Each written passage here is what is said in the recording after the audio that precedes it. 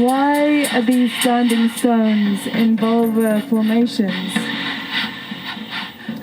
Ask the conspiracy chorus with their songs of pain and pleasure. Stitched together, swollen bound to the nocturnal bats. Sonar communications and the moons collide. The tide ride the organ. A room's moan, a drone flying low, watching drowning banshees being baptized. A bold sun is greeted by our small pale son of winter. They exchange their 9 rays, sieving stones, fossilizing bones. Shela stares at the sky, full of birds of prey. Pagans, Christians and animals roam around her cunt. An anarchist hourglass, a bloodbath, a bird bath, some disgusted, others elated by this glorious hag, whose hands open time with wide pride, thrusting and spreading their limbs, fingers around their figure.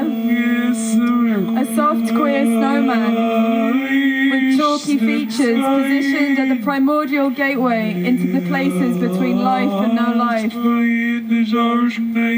She looks outwards like a watchguard. Her stones heat up with the sun. She is eroding with time, decomposing, reconfiguring, uniting untold stories of her scattered sisters. This statuesque, sloppy woman, elk of the hunky punks with their apotropaic chants.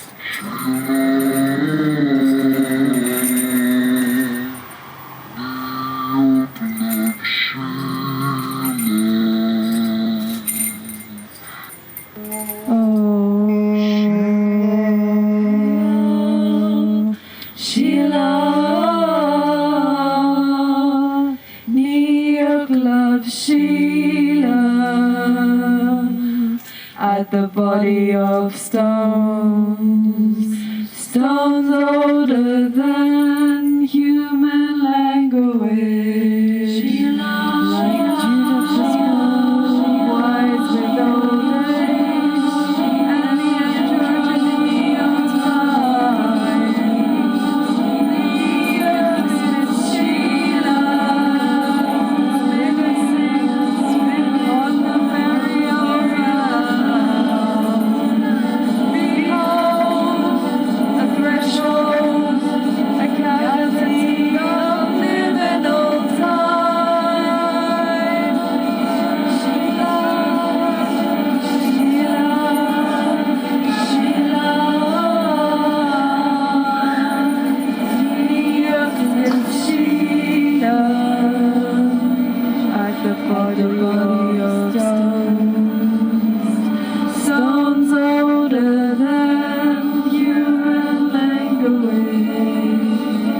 Like juniper, wise with old age, and the androgyny of time. Shela, liver sings on the very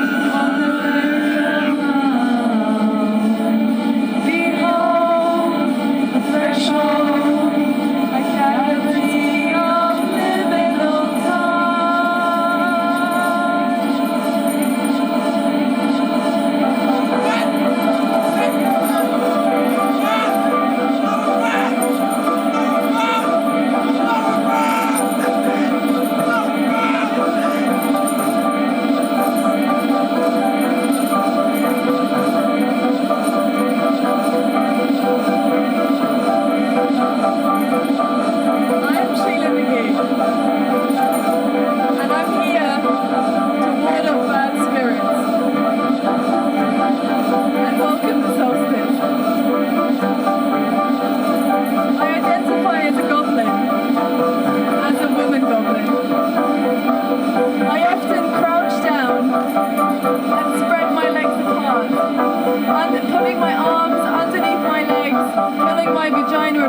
So that my vagina is gaping open. I tend to hang out on churches and castles.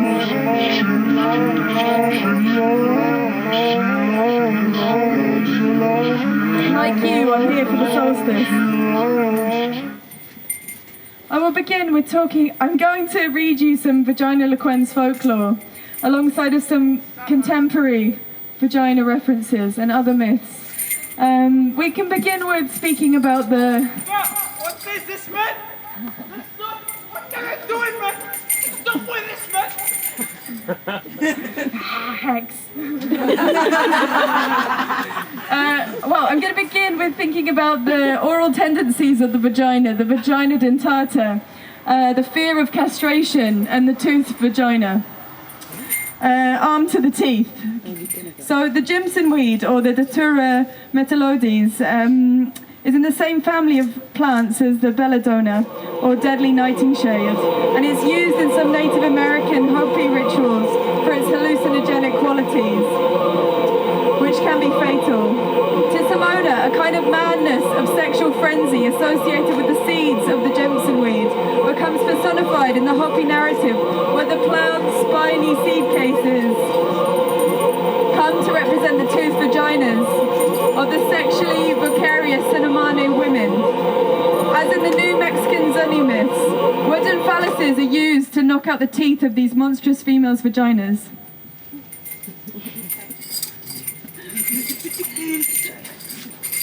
Okay.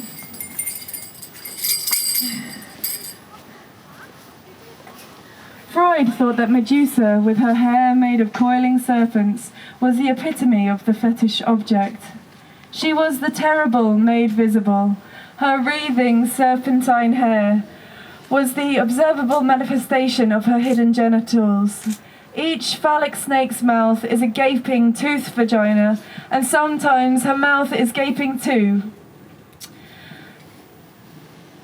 To Freud, with her claws poised, her cat's eyes staring, her mouth wide open, and her snake hair coiling onto the bright bouquet of poison-toothed pink labia, this Medusa is a variable nightmare visualization of women as predatory sexual beings.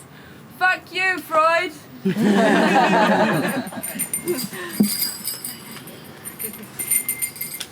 I'm now going to read out a reading from Jean Genet's The Screens, which is a monologue from the mouth.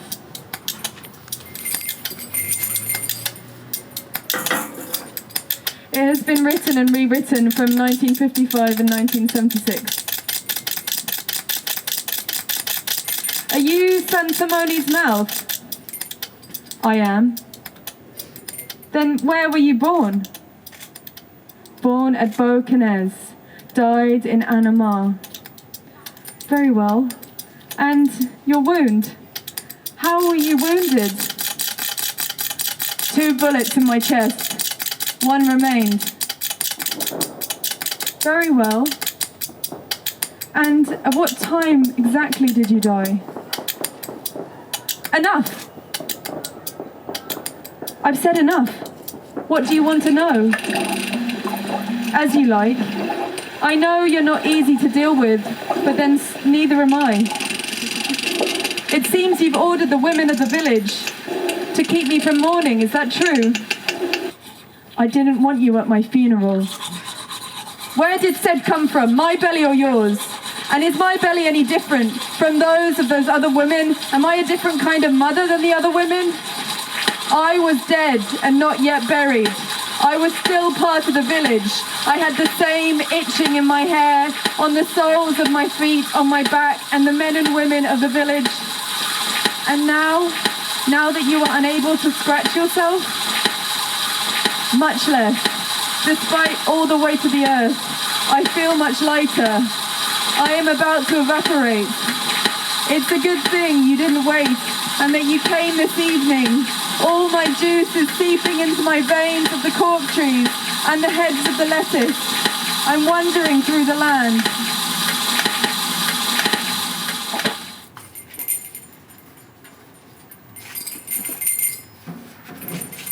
This is one of my plants.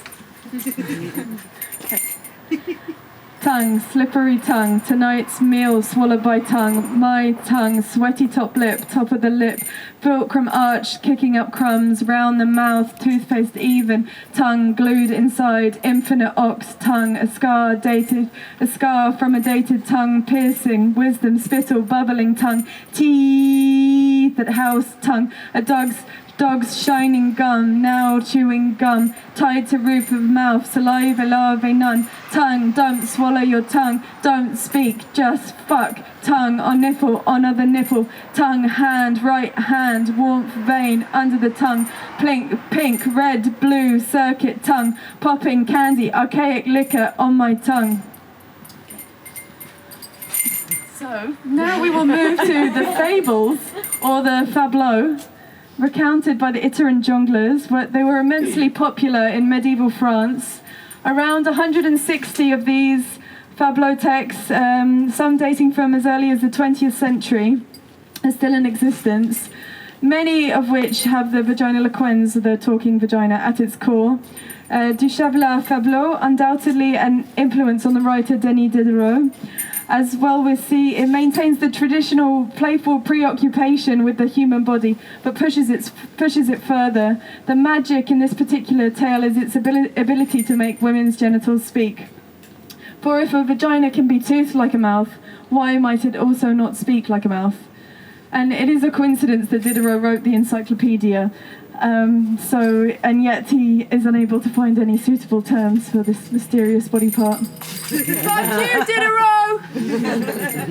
Let's listen to some of this magic ventriloquism, or what I like to say, vagina loquisms.